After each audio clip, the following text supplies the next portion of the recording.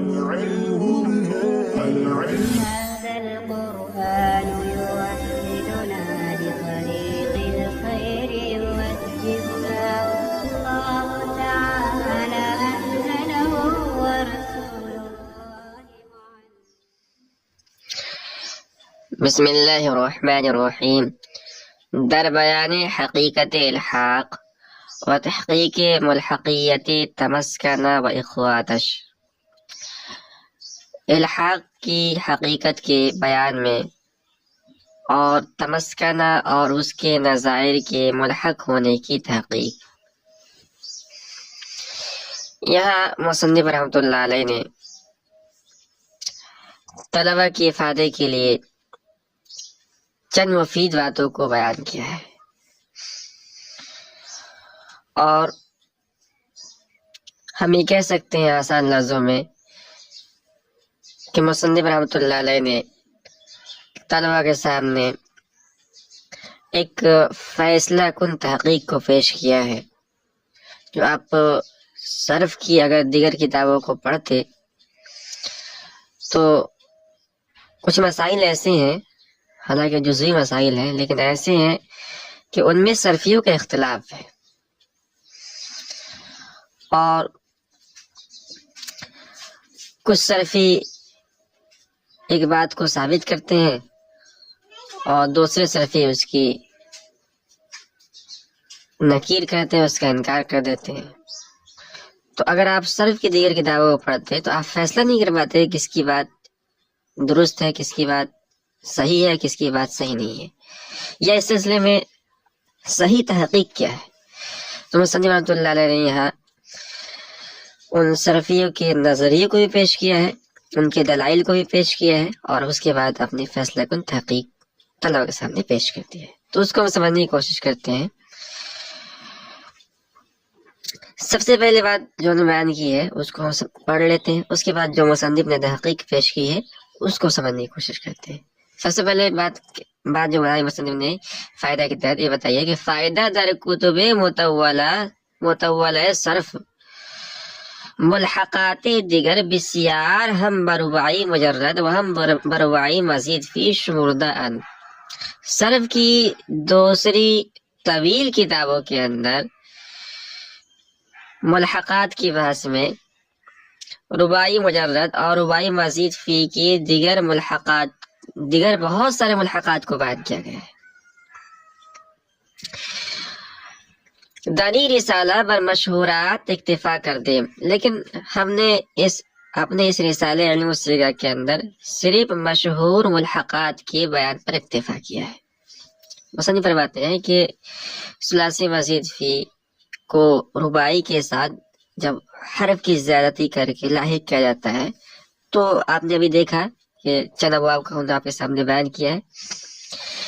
تو ہم نے جو ثلاثی مزید فی ملحق و رباعی مزید فی اور ملحق و رباعی مجرد کے ابواب کو جو بیان کیا ہے وہ مشہور ابواب ہے یا مشہور ملحق ابواب ہے آپ کہہ سکتے ہیں.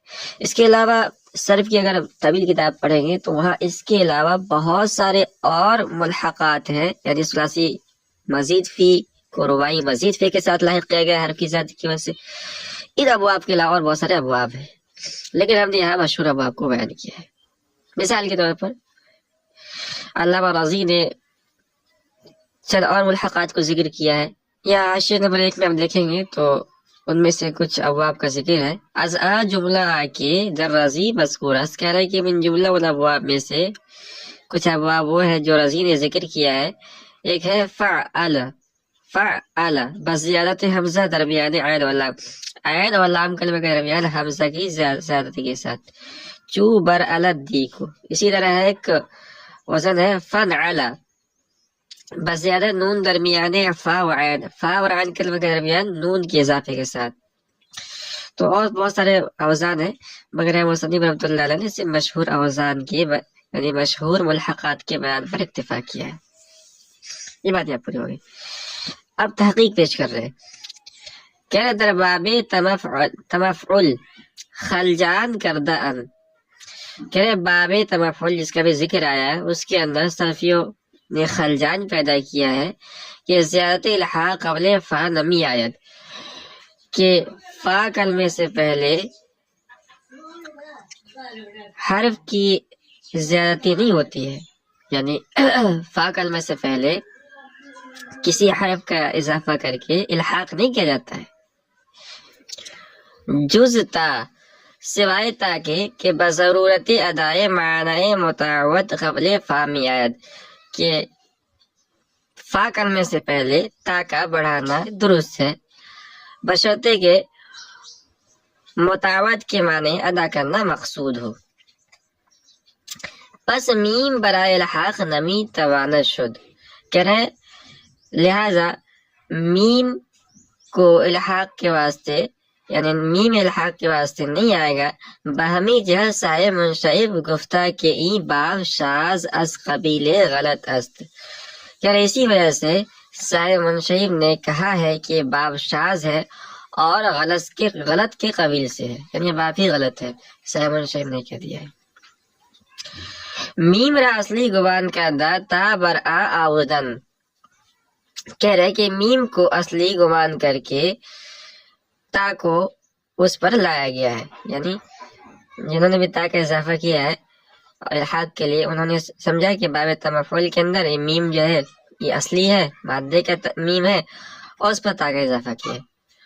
کہہ رہے مولانا عبدالعلی صاحب در رسالہ ہدایت الصرف تمفعول را از ملحقات برآوردہ داخل رباعی مصدفی کردہن، کہہ رہے مولانا عبدالعلی صاحب نے اپنے رسالہ ہدایت الصرف کے اندر باب تمفعول کو ملحقات سے نکال کر رباعی مزید فی کے اندر داخل کر دیا ہے۔ تو اس پوری بحث کا یہاں سے تک جو خلاصہ ہے اس کو ایک مرتبہ ہم اور آپ کے سامنے ذکر کرتے ہیں، اور پھر مصنف کی تحقیق جو انہوں نے کی ہے اس کو ہم سمجھیں گے۔ تو دیکھیے بات یوں ہے کہ باب تمفعول کے ملحق ہونے میں علماء صرف کا اختلاف ہے، اور بعض علماء اس کے ملحق ہونے کے قائل ہیں اور اکثر علماء صرف اسے ملحق نہیں مانتے۔ پھر جو حضرات اسے ملحق نہیں مانتے ان میں سے بعض مثلاً صاحب منشعب کے نزدیک یہ باب بالکل غلط ہے۔ غلط ہونے کا مطلب یہ ہے کہ اس باب سے آنے والا ہر لفظ لغت کے اعتبار سے محمل ہے، اور بعض حضرات مثلاً مولانا عبدالعلی صاحب نے اس لفظ کو صحیح کہا ہے مگر اسے ملحق نہیں مانتے، بلکہ اسے رباعی مزید فی کے ابواب میں سے ایک باب شمار کرتے ہیں۔ چانچہ وہ کہتے ہیں کہ تمسکنا یہ باب تسربل سے ہے، یعنی ان کے نزدیک اس کا میم اصلی ہے، زائد نہیں ہے۔ ان حضرات کی دلیل یہ ہے کہ اگر اس کو ملحق مان لیں تو فا کلمے سے پہلے میم کو زائد ماننا پڑے گا، حالانکہ فا کلمے سے پہلے الحاق کی زیادتی نہیں آتی، صرف تا فا کلمہ سے پہلے آتا ہے، اور وہ بھی متعود کے معنی ظاہر کرنے کے لیے۔ متعود کا مطلب یہ ہوتا ہے کہ ایک فعل کے بعد دوسرے فعل کو ذکر کرنا، یہ بتانے کے لیے کہ فعل اول کے مفعول نے فاعل کے اثر کو قبول کر لیا، جیسے دحرج الولد الکرۃ فتدحرجت، لڑکے نے گیند کو لڑکایا تو لڑک گئی۔ بہرکیف تا یہ فا کلمے سے پہلے آتا ہے اور وہ بھی متعود کے معنی ظاہر کرنے کے لیے آتا ہے، الحاق کے لیے نہیں آتا ہے۔ اب مصنف نے ان دو مسلکوں کو، ان دو نظریے کو ذکر کرنے کے بعد اپنی تحقیق پیش کی ہے، اور مصنف یہ تحقیق کی ہے کہ باب تمفعول یہ ملحق ہے، اس لیے کہ علماء صرف نے الحاق کی 3 شرطیں ذکر کی ہیں۔ پہلی شرط یہ ہے کہ ملحق زیادتی کی وجہ سے رباعی کے وزن پر ہو جائے، دوسری شرط ہے کہ ملحق میں ملحق بھی کے معنی کے علاوہ خاصیت کے قبیل سے کوئی نیا معنی پیدا نہ ہو، اور تیسری شرط یہ ہے کہ ملحق کو مادے کے ساتھ مناسبت ہو، یعنی ملحق مادے پر دلالت کرتا ہو۔ اب یہ دلالت خواہ دلالت مطابقی ہو یا تضمنی ہو یا التزامی ہو۔ مثال کے طور پر تمسکنا، اس میں تینوں شرطیں پائی جا رہی ہیں۔ پہلی شرط اس طرح کہ یہ تا اور میم کی زیادتی کی وجہ سے تسر والا روائی کے وزن پر ہو گیا ہے، اور دوسری شرط اس طرح پائی جا رہی ہے اس کے اندر کہ اس میں ملحق بھی یعنی تسر والا کے خاصیات کے علاوہ یعنی معنی کے علاوہ کوئی نئی خاصیت پیدا نہیں ہوئی ہے۔ اور تیسری شرط یہ ہے کہ اپنے مادہ یعنی سکون پر یہ دلالت کر رہا ہے دلالت التزامی کے طور پر، اس لیے کہ تمسکنہ کے معنی موضوع لہو ہے مسکین ہونا، اور سکون مسکین کے لیے لازم ہے۔ کیوں؟ اس لیے کہ جب ہم مسکین کا تصور کرتے ہیں تو ہمارا ذہن سکون کی طرف منتقل ہوتا ہے، اس لیے کہ فقیر آدمی یہ عام طور پر ایک ہی جگہ رہتا ہے۔ خلاصہ یہ ہے کہ تمسکنہ کو اپنے مادے کے ساتھ مناسبت موجود ہے، لہذا جب تمسکنہ میں الحاق کی تینوں شرطیں پائی جا رہی ہیں تو پھر اس کے ملحق ہونے میں کوئی شبہ باقی نہیں رہا، اسے ملحق ماننا ہی پڑے گا۔ اب انہوں نے جو کہ یہ کہا تھا کہ فا کلمے سے پہلے الحاق کی زیادتی نہیں آتی، تو کہہ رہے کہ درست نہیں ہے۔ صحیح بات یہ ہے کہ فا کلمے سے بھی پہلے بھی الحاق کی زیادتی آتی ہے۔ یہ ہو جائے کہ فصول اکبری میں ان اکثر سیغوں کو جن میں فا کلمے سے پہلے زیادتی آتی ہے ملحقات میں شمار کرایا ہے۔ مثال کے طور پر انہوں نے نرجسا کو شمار کرایا ہے، تو یہاں بھی آپ دیکھیں گے کہ جو ہے فا کلمے سے پہلے نون کی زیادتی ہے، تو آپ کا یہ دعویٰ کہ فا کلمے سے پہلے الحاق کی زیادتی نہیں آتی ہے درست نہیں ہے۔ اسی کو مصنف رحمۃ اللہ علیہ نے یہاں بیان کیا کہ وہ تحقیقی اس کے ملحق اس، اور تحقیقی بات یہ ہے کہ باب مفعولی ملحق ہے، وہی تقید کے زیادت الحاق قبل فا نیایت بیجاست، اور یہ تحقیق اور یہ قید لگانا کہ الحاق کی زیادتی فا کلمے سے پہلے نہیں ہوتی ہے یہ فضول ہے۔ سائر فصول اکبری اکثر سیغے را کے دراز زیادت قبل فاس مثل نرجسا وغیرہ از ملحقات شمردہ، یعنی کہ سائر فصول اکبری نے ان اکثر سیغوں کو کہ جن میں فا کلمے سے پہلے زیادتی ہوئی ہے، اس مثال کے طور پر نرجسا ہے، اس کو ملحقات میں شمار کرا ہے۔ کہہ رہے کہ مناط الحاق بری اس کے مزید فی الحاق کا مدار اس بات پر ہے کہ مزید فی بسبب زیادت اضافے کی وجہ سے بر وزن رباعی گردن رباعی کے وزن پر ہو جائے۔ وہ جو تین شرطیں ہیں ان میں سے پہلی شرط یہ ہے۔ دوسری شرط کیا ہے؟ ومعنی جدید از قبیل خواص علاوہ معانی ملحق بھی پیدا نہ کند، اور ملحق بھی کے ساتھ الحاق کے بعد کوئی نیا معنی اور کوئی نیا معنی پیدا نہ ہو۔ کہہ رہے کہ ہر گاہ ای منات یافتہ شد در ملحق بودن تمسکنہ شبہ نیست، جب بھی یہ تینوں شرطیں پائی جائے گی تو الحاق ہو جائے گا، لہذا تمسکنہ کے ملحق بھی ہونے میں یعنی ملحق ہونے میں کوئی شبہ نہیں ہے، اس کو ملحق ماننا پڑے گا، اور جو اس کو ملحق نہیں مانتے ہیں وہ غلطی کرتے ہیں۔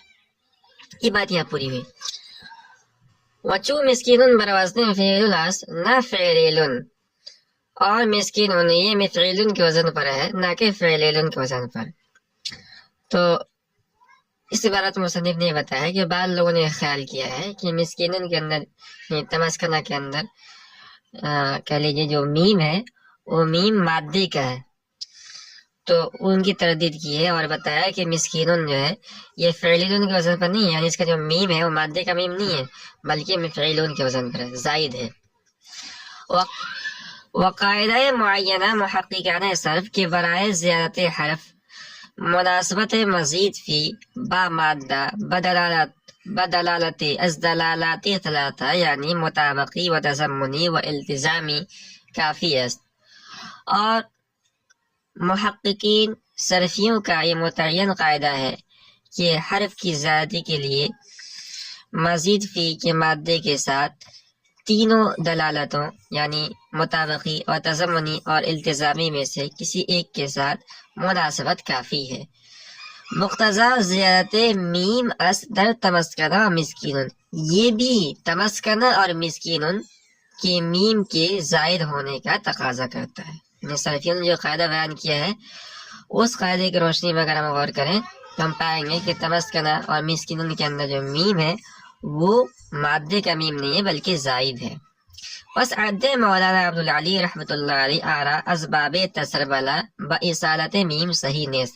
لہذا حضرت مولانا عبدالعلی رحمۃ اللہ علیہ کا اس کو رباعی میں باب تسربلا میں سے شمار کرانا میم کو اصلی مانتے ہوئے یہ صحیح نہیں ہے.